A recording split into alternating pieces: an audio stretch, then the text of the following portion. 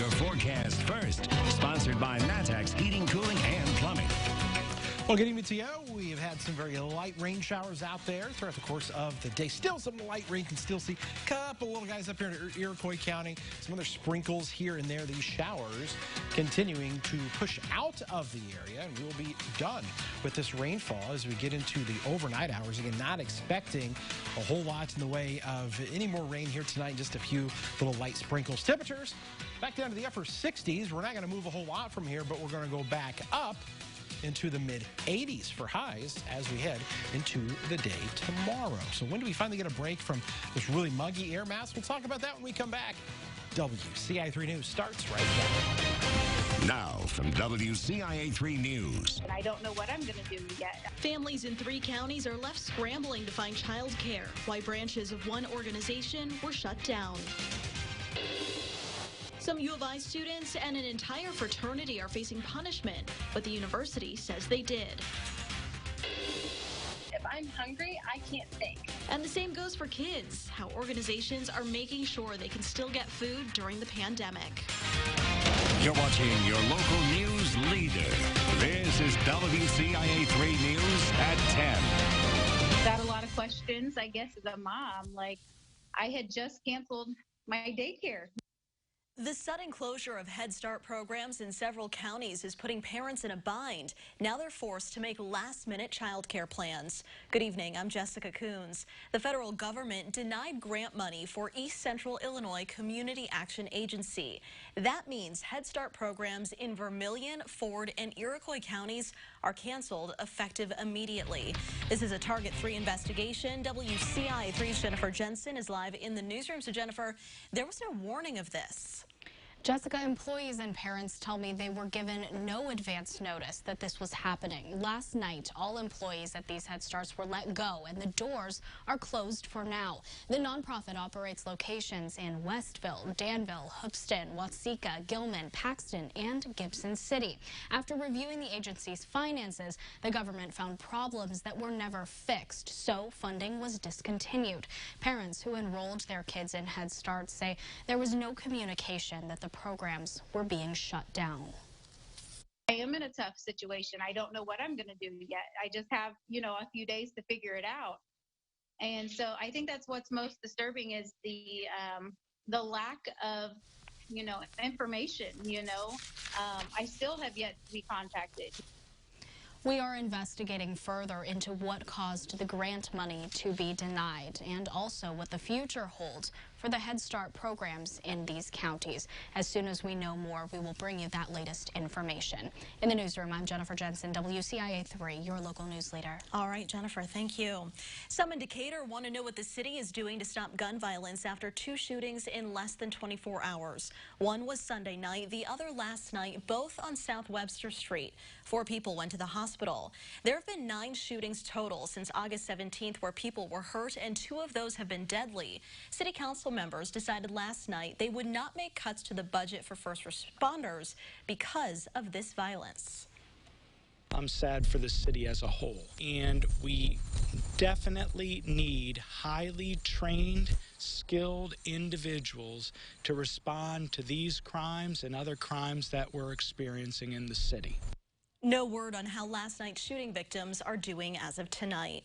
10 men were charged with attempted enticement of a child over the weekend. All of them are accused of using social media to talk to who they thought were children to engage in sexual activity.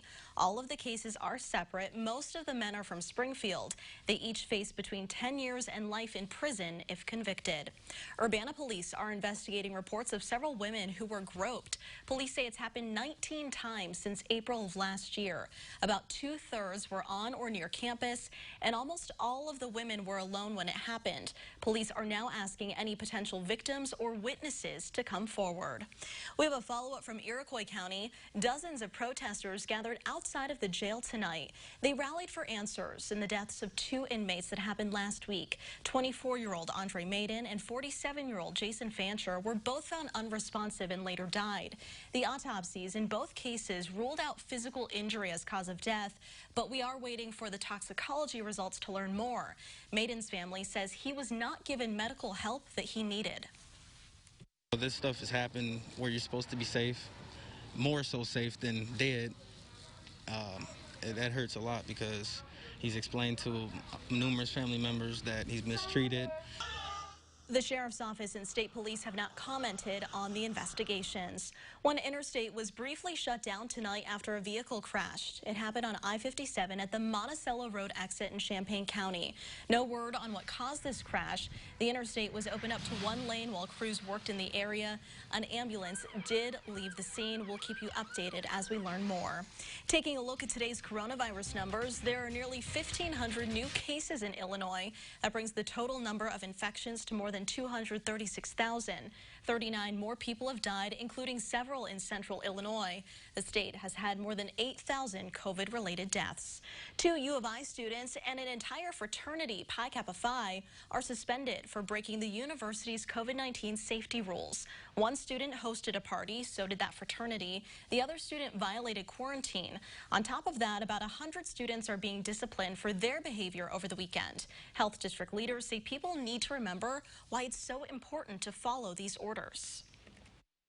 The reason for doing isolation and quarantine is because we know this person is a confirmed positive or a confirmed exposure, and they are infectious.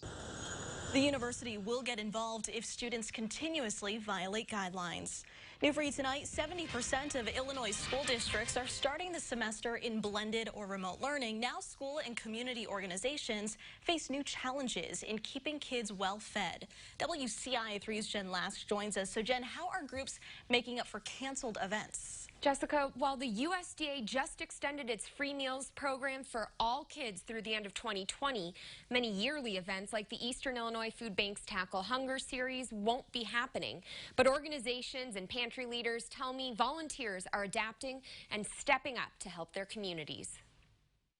Basically what it is, just raise awareness of hunger. But this year, the Eastern Illinois Food Bank and the pantries it stocks are going to have to find new ways to help their neighbors. For example, Hunger Action Month, happening now, is holding virtual events. It is difficult because, normally we do have our Tackle Hunger campaign in the fall, which is, around high school football. Amanda Borden says right now 116,000 people in the area face hunger, but that could rise up to nearly 175,000 because of COVID-19. EIF supplies food pantries across the region.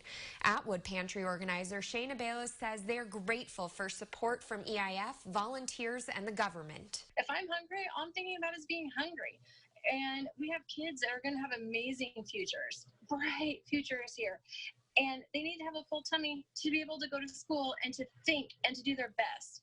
In addition to the USDA's free meals extension, Matthew Hausman says feeding our kids is making sure families in Champaign County have food on the weekends. The biggest issue right now is the identifying and then getting the bags to the kids without schools. And that's where school social workers come in. If a child mentions something about, mom or dad lost their job, that's always a flag for for the social workers to reach out. So things like that, they're trying to pay attention to what's going on. Maybe if they're not logging into the remote learning as often, that's a sign to kind of see what's going on. Each of the organizations I mentioned are getting creative with their fundraising and food collections. I've shared links and dates for some of their virtual events and volunteering on our website, WCIA.com. Jessica? All right, Jen, thank you. In addition to the summer meals extension through September, the USDA is extending several other waivers through the end of the school year. If your family's income changes during the school year, you can reapply at any time for free or reduced meals by asking for a household eligibility application from your child's school. A Central Illinois listing may look familiar to a lot of people. The Orpheum Children's Museum in downtown Champaign is for sale. It closed for good in June because of COVID-19 after serving the area for over 25 years. The building itself is 106 years old. I know they had shut down earlier this year with everything going on, and it's kind of sad to see them go. But yeah, hopefully whoever buys it can bring it back into production in some manner or fashion. The building is on sale for nearly $500,000. One county is making sure a future solar farm will follow guidelines, but some say it won't be enough. Plus, a nuclear reactor at the U of I, why a micro one might be on the way.